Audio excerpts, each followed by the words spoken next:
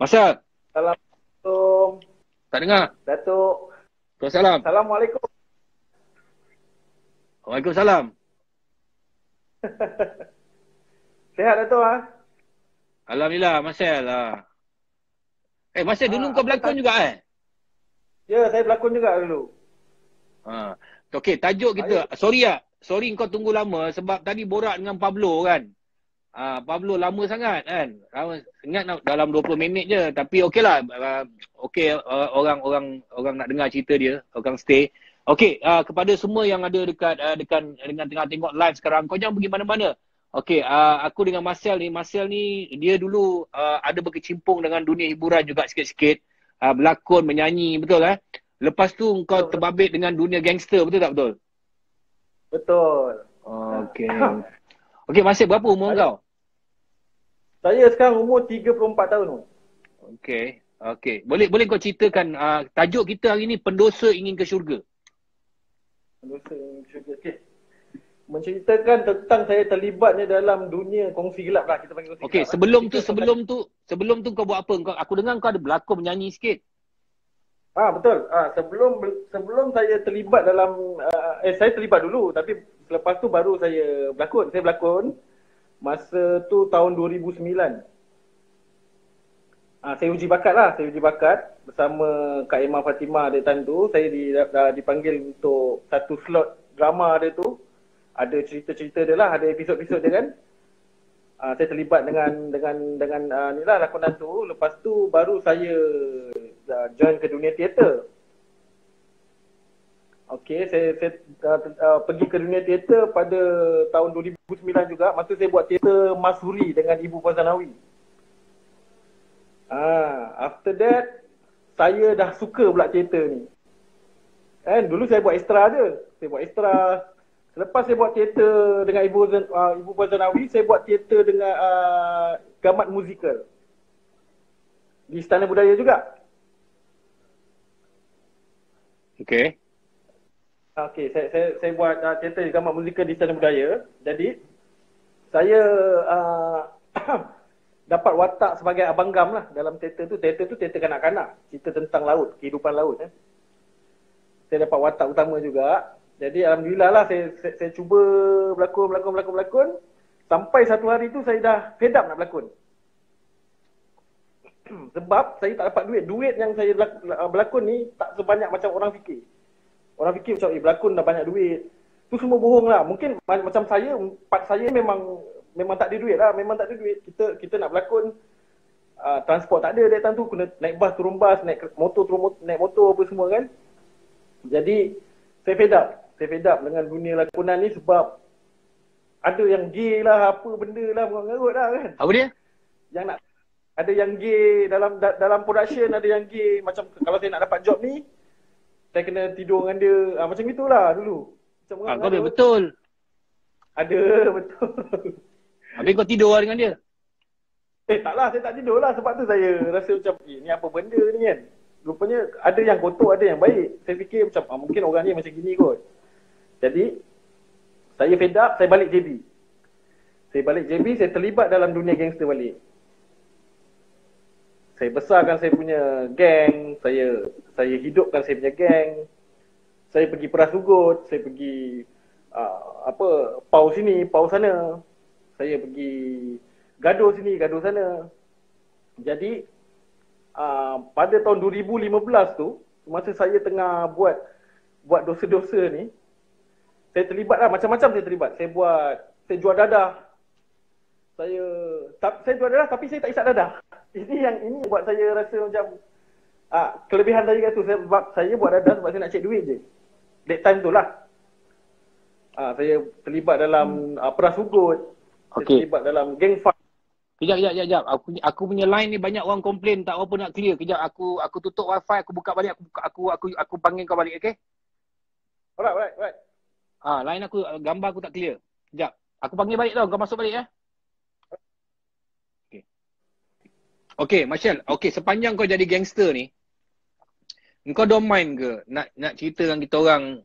Okeylah, kau jual dadah, berapa banyak dadah kau jual, kau pernah kena tangkap tak, kau tak rasa bersalah ke? Kau buat orang, kau kau tak rasa bersalah ke? Berapa banyak anak Malaysia, anak orang Melayu, anak orang India, anak orang Cina kau bagi dadah.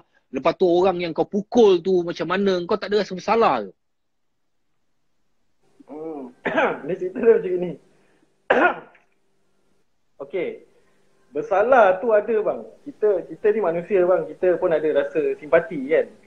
Kadang saya buat ni adalah perjalanan hidup saya. Perjalanan kita, hidup kita berbeza. Berbeza bang. Kadang kehidupan yang saya lalui ni adalah saya bersama dengan rakan-rakan yang memang macam gitu. Saya pun terlibat. Ataupun kita memang yang kita sendiri mencari benda tu. Jadi yang bila saya buat jual dadah apa semua dulu, masa tu saya hanya fikir nak cari duit. Sebab masa saya jumpa kawan sahabat saya Cina dulu, dia cakap dengan saya, kalau you nak kaya, ada dua je. Jual dadah ataupun you buat tipu orang. Okay, saya pun pilih lah. Saya cakap, okey lah, saya cubalah jual dadah. Saya jual dadah apa semua selama 4 tahun saya ingat, daripada umur saya 20 tahun. Saya 25 tahun that time tu. Saya jual dadah dekat 5-6 tahun juga. Pernah ditangkap, tapi saya tak pernah ditangkap kes dadah tu. Saya ditangkap kes lain, kes gaduh, kes kongsi, kes gaduh je lah. Biasa pasal dadah ni terlibatnya daripada ni lah, daripada geng-geng kan. Kebanyakan ni daripada geng. Itulah salah satu sumber dia orang tau. Jadi masa saya buat benda tu, saya fikir juga takut orang mati kan, apa semua kan, makan kan. Tapi saya tak jual dadah. Dia ada banyak jenis dadah. Saya cuma jual dadah untuk yang happy-happy je. Macam tu. Yelah, kalau happy-happy lepas tu kalau dia overdose mungkin boleh bawa kereta accident ke. Kemungkinan lah. Ada yang macam tu kot. Tapi pada saya itu pilihan diorang apa? Kan? Kita pembekal, diorang pembeli. Itu pilihan korang nak kena korang. Maknanya kau nak salahkan dia orang lah. Saya tak salahkan dia orang. Kalau saya tak jual, orang lain jual juga. Sama je. Pada saya that time tu, pada saya. Okay. Fikiran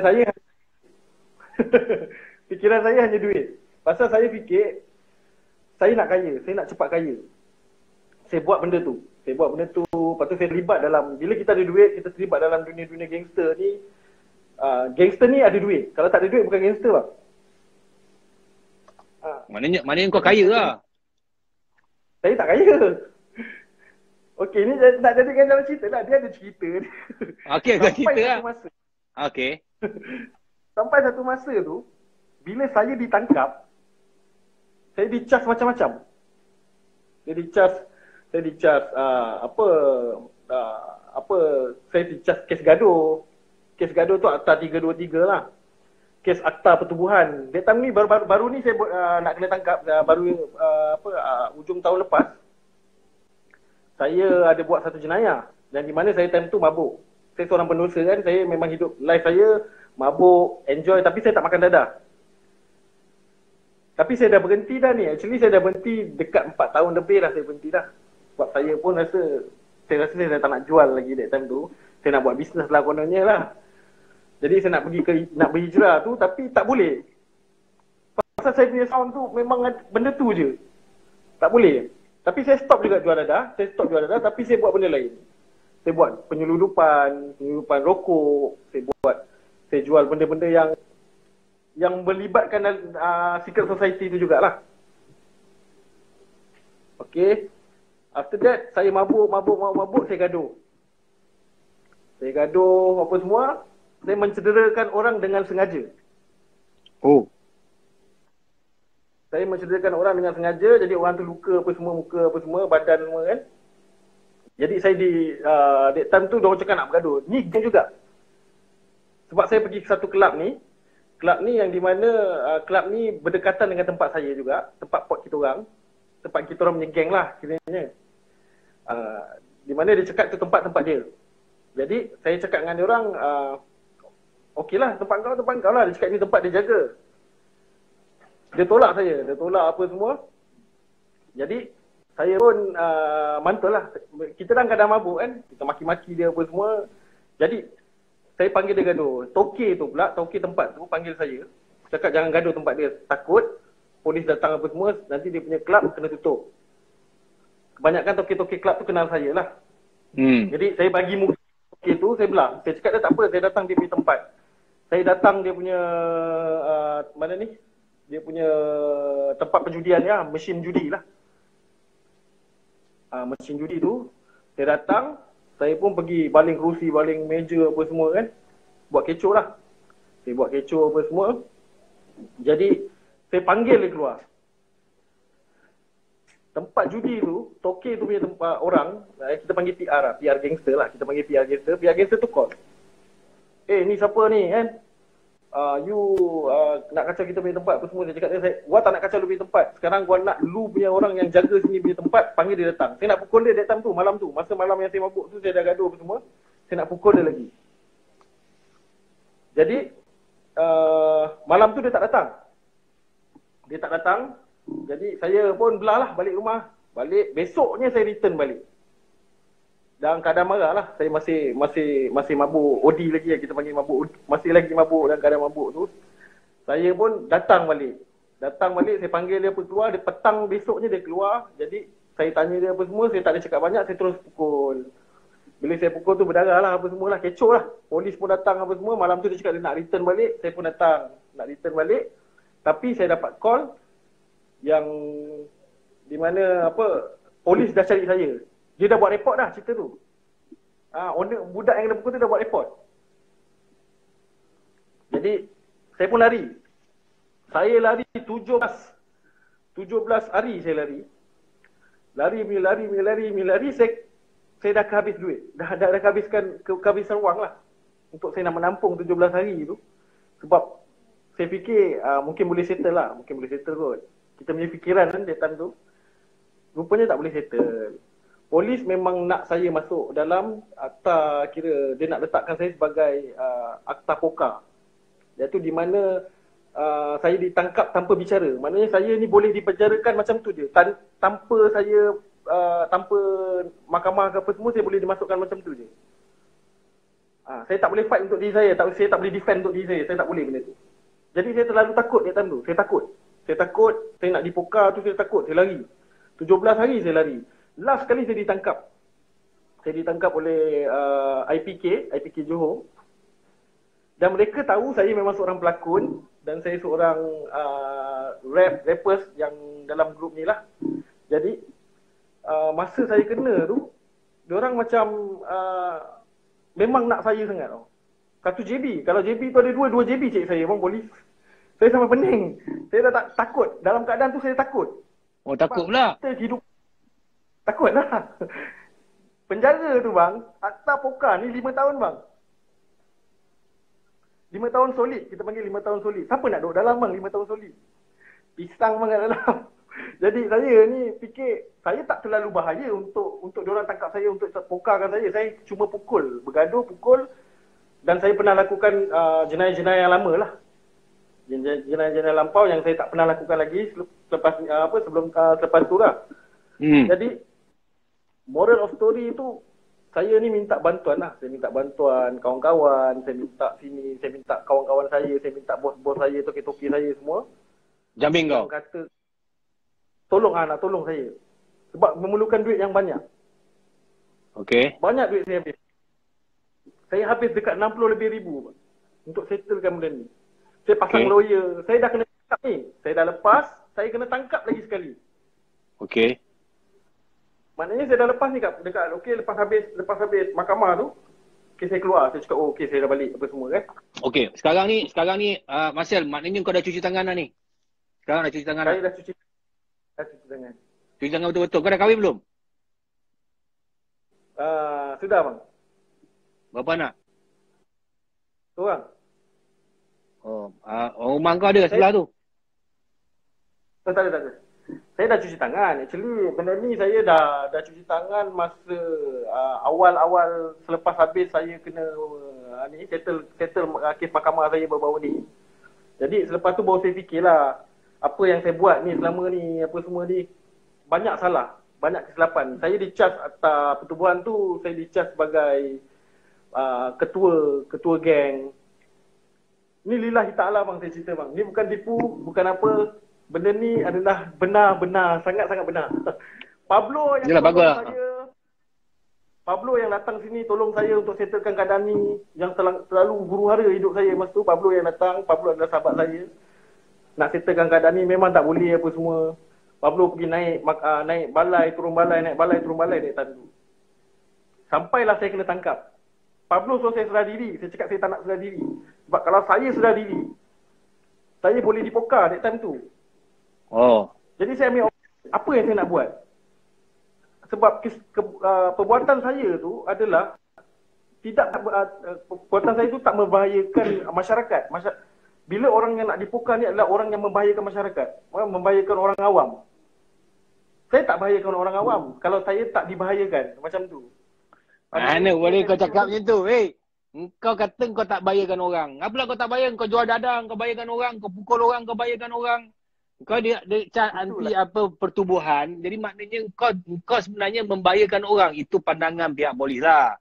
Kan? Pandangan pihak polis. Jadi dia ada pro and con lah. Dia disebabkan perbuatan kita tu. Tapi alhamdulillah aku dengar Pablo cakap kau pun sekarang dah cuci tangan. Kan? Maksudnya kisah lampau tu Marcel, kau rasa untung tak kau buat binatang tu? Sumpah cakap lah bang, memang tak untung pun. Memang tak untung. Tapi banyak pengajaran lah yang saya dapat dalam. Ya, maksud aku untung tu maksudnya kau buang masa tak? Buang masa kau punya life kat situ tak? Saya rasa memang sangat-sangat buang masa lah. Cuba bayangkan. Umur saya. Cuba bayangkan kalau masa tu kau buat benda-benda lebih baik, aku rasa kau dah dapat apa yang kau nak. Betul bang. Betul bang. Saya ni jap. Amirul Aswad cakap, jangan lupa Marcel, lepas cuci tangan tu sapu hand sanitizer pula. InsyaAllah. Okey bang. Kalau masa tu abang ada buat pilih kasih kan? Ingat tak? Betul. Kau datang juga? Dekat Batu Pahat. Betul. Saya ada datang tau. Saya dapat tau dia datang tu. Saya jumpa abang apa? Habis asal kau tak masuk? Saya masuk tapi abang tak ambil saya.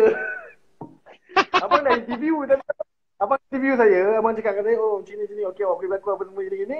Nanti tunggu saya panggil. Sampai hari ni tak ada panggil bang.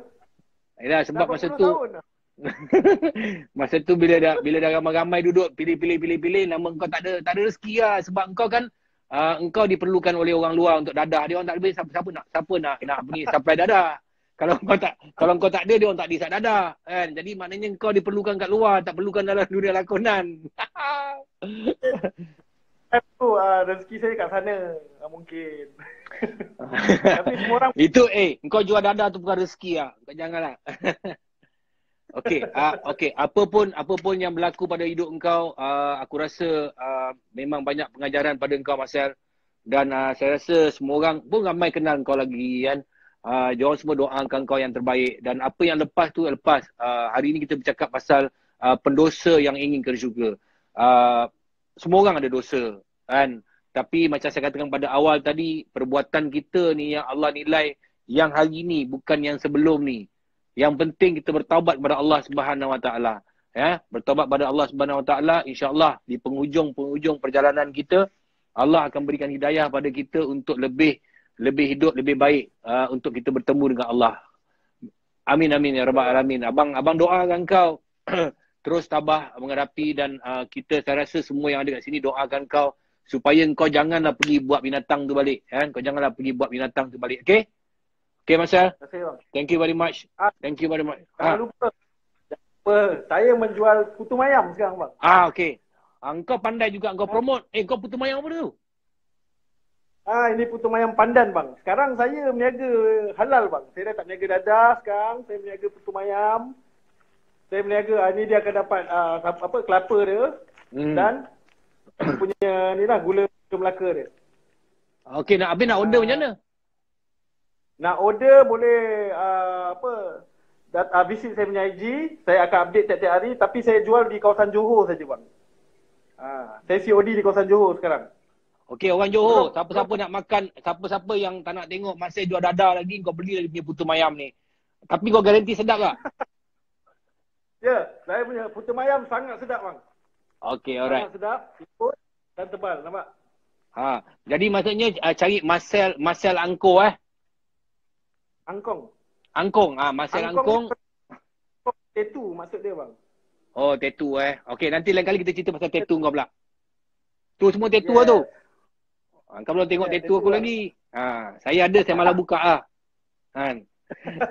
Okey Marcel, thank you. Masa saya okey bang, nanti kita sambung lagi cerita. Okey. Terima kasih bang. Assalamualaikum. I love you. I love you too. Waalaikumsalam.